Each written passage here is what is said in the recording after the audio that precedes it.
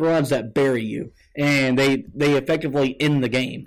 This team hasn't had the ability really all year long, whenever they make a run, when they're coming back, to effectively take the game over and win the ball game. Last night, they were just like little jabs. Like maybe they were setting them up for a knockout run that they just simply could not deliver. And so, we talk about what's wrong with Carolina and all this stuff. It's just it's a culmination of that. This team isn't where it usually is right now, but they're going to get there. We did a State of the Union podcast on the Heel Tough blog podcast a few weeks ago. We're going to do that in the offseason of the basketball program, because I think, we've been doing this podcast 3 years, and there's a lot of questions about this program from top to bottom that I think we need to address, and we'll do that in the offseason. But you look at the stat sheet, Carolina, outside of the turnovers and the fact they only shot 42% from the field, they out-rebounded Marquette.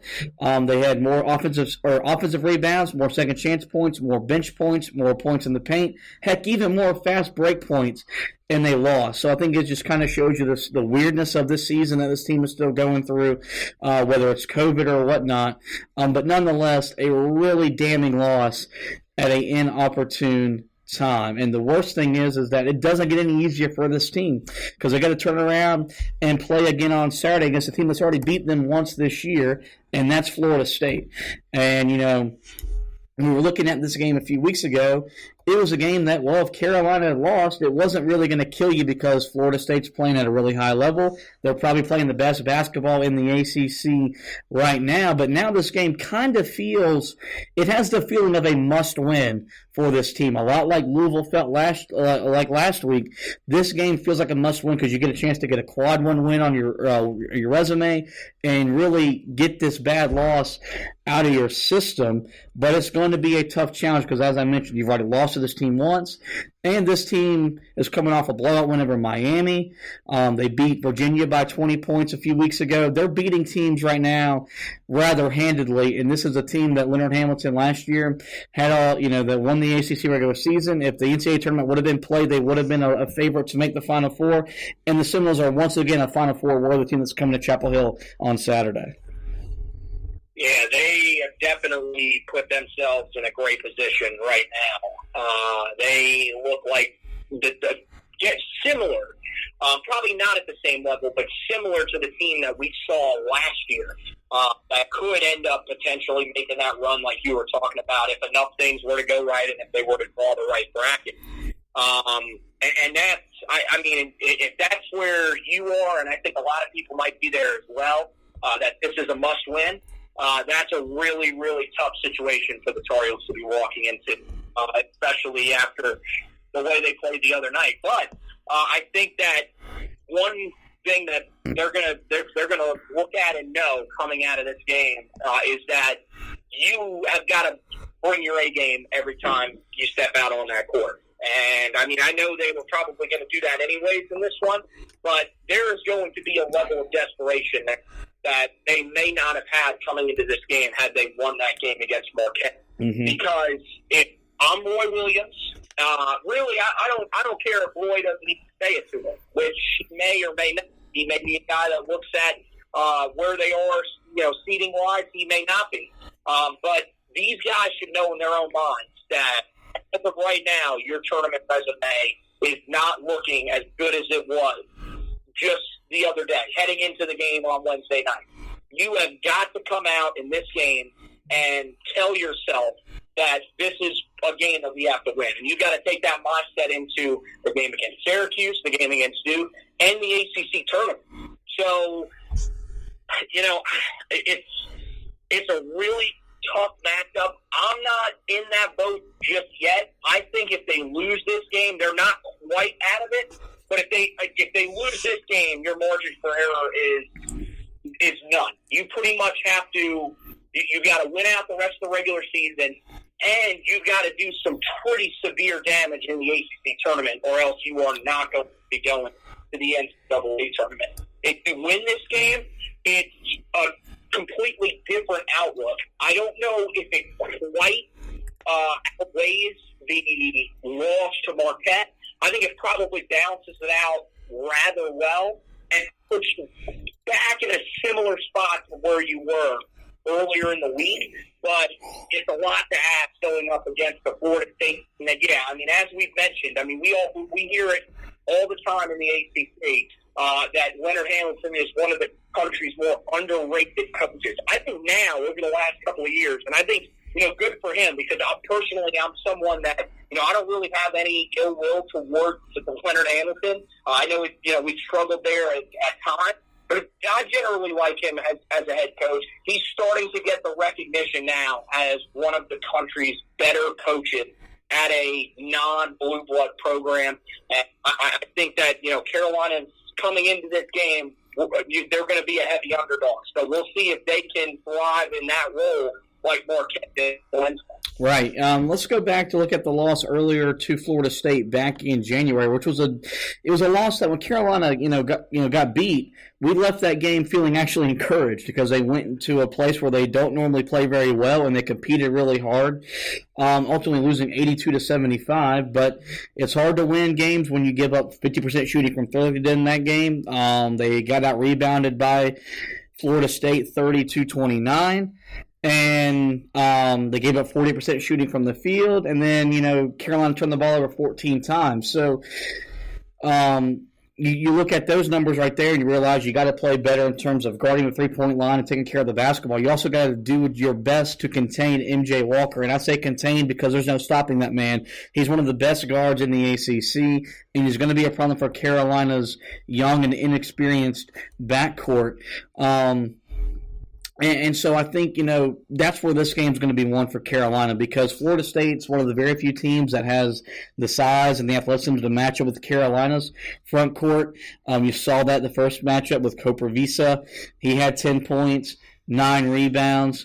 But this is going to come down to guard play. You need more from Caleb Love. You need Kerwin Walton to shoot the ball better. You need R.J. Davis to give you what he gave you in the first matchup against the Seminoles where he started or he actually came off the bench, and led the team in scoring. You're going to need the trio of freshman guards to play really well, but you also need Andrew Platek and Anthony Harris and even Leaky Black if you want to consider him a guard. They've got to be more aggressive on offense and take the shots that the defense are giving them because they're getting good looks. Every shot that Andrew Platek took last night was a really good look. You got to put the ball in the basket. So I think Carolina's got the work cut out for them, but if there's one thing to know about this team is the unexpected, I'm not going to sit here and be surprised if they come out on Saturday and get a big win. Are you? No, I mean this is we have basically the same college and NBA teams this season. It's the same team because we root for the New York Knicks. They are basically the same type of team. The games that you expect them to come out and play great in and no trouble in, they struggle, sometimes even lose. The games that you would expect them to have not much of a shot in, they come out, they play tough, and usually put themselves in a position where they can either win the game or keep it close until the end and just come up short, leaving you feeling pretty good about where the team's at. I feel like that's kind of where the Tar Heels are at. It would not shock me in the slightest if they came out and won this game. And put, you back, you and me and just about everybody else, back in the same state of mind of, if enough things go right, this team can get it turned in the right direction and make a little bit of noise in the NCAA tournament if they can, keep the course and get in. I think that's kind of where we're at with this team. And it's just something that you've got to be able to deal with at this point. I like what you said. I mean, look, MJ Walker is the guy that it's going to be really hard to slow him down. I think he's kind of going to be similar to what we saw with Justin Champagnie earlier in the year, where you're going to, he's going to come out, he's going to play well. You're going to, of course, do your best to try to take him away. But the best strategy is probably to try to take away everybody else around him and limit the scoring from the rest of those guys. But really just the impact, because Koprivica in that first game wasn't even all that impactful scoring-wise. He had, 10 points in that first game? It was what he was doing on the offensive glass, on the defensive end. Those are the types of things that you've got to be able to control in this game. If MJ Walker comes out and has a phenomenal game, great. but can you prevent the other guys on this Florida State team from being able to do what they do best as supporting cast that allows them to win games the way that they do? I think, I mean, look, you know, they're rounding into form right now. But I don't know. This could be a Carolina team that they might overlook a little bit, especially after seeing them get upset by Marquette, because we know that the rest of the ACC was keeping an eye on that. Let's hope that that's the way that they're thinking this game, but I wouldn't bank on it with Leonard Hamilton as their head coach. Right. No, I don't think I think they'll come in with the same mindset they've come in with every game. Which I think is going to be really hard for Carolina to win. So I think Florida State's going to beat Carolina, and it's not going to be a bad loss. It's just going to be a missed opportunity for the Tar Heels to get a big-time win. But on devil's advocate, if they do win, I think you're going to get big games from, you know, at least Caleb Love, if not R.J. Davis. This feels like a Garrison Brooks game where he's going to build off of what he did against Marquette. He knows his days at Carolina are being numbered.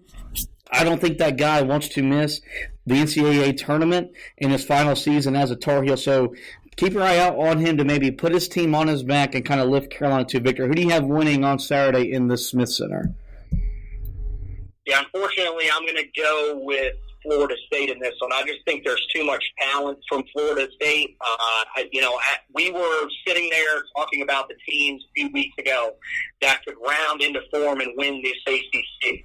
And Virginia was the team that we thought was probably the number one pick just because of the fact that, you know, they are still one of the best defensive teams in the entire country. And, you know, this has been their conference for the last few years. But Florida State was that number 2 team that we talked about, and they are starting to look like that we thought they were going to look like. I think Carolina's catching them at bad time, and I think that they will get beat in this game, but they will play this game pretty close. They'll have themselves feeling decent about where they're at, and it will set them up for one of the most important two-game stretches probably in the program's history, because I feel like a lot of people are starting to continually voice the concern about the direction of the program. I think if they were able to win those last 2 games, win 2 games, maybe 3 in the ACC tournament, and get back into the NCAA tournament, I think that would quiet all that concern. And that's, I think, the point that you want to get to with this team heading into this offseason. Even if they don't make a deep run in the NCAA tournament, if they're a single-digit seed, I think even if they get in, that will sort of, you know, that will calm the storm just a little bit, and that's the point that you want to get to with this team. But yeah, I think Carolina falls short in this one. I'm with you. I don't think it's a bad loss, but it sets the team up for an extremely important stretch going down, you know, in the next couple of weeks. Regardless if Carolina wins or loses, we'll have you covered on the HeelToughBlog.com. Sarah Weiler will have your preview of the matchup with the Seminoles. Then I'll have the recap, and all that will be available on the website HeelToughBlog.com, as we've got you covered wall to wall with basketball coverage as it is basketball season right now in college athletics. Also, football-wise, you got weekly storylines up, and baseball is against Virginia this week, so no matter what Carolina does on the diamond against the number 2 Wahoos, Anthony will have a weekend recap of Carolina baseball as they take on Virginia. Lastly, we want to encourage you guys to rate, review, and subscribe to the podcast. You can find us everywhere, most notably Spreaker, iTunes, iHeartRadio, Spotify, TuneIn, Google Podcasts. Give us a like, review me as the host, review Anthony as the co-host. We want you guys to subscribe. That way you get every podcast in your podcast feed. With that, I want to thank Anthony for taking some time to talk a little Carolina basketball. We want to thank you guys for listening. And as always, go Tar Heels.